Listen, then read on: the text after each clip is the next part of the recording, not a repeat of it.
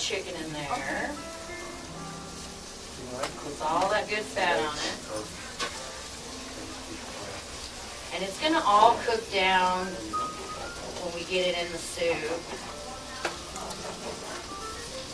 It's gonna make a nice broth for us, and we're gonna saute our veggies in. Now, he has on there to use olive oil and butter, but I like, and we talked about this earlier, you asked me, or somebody over here asked me about bacon fat. What I like to do is when I've made a roast or something is take the fat off of that. You know, if you put it in the refrigerator overnight, you get all this nice fat on top of it. That's good stuff. Don't throw that stuff away.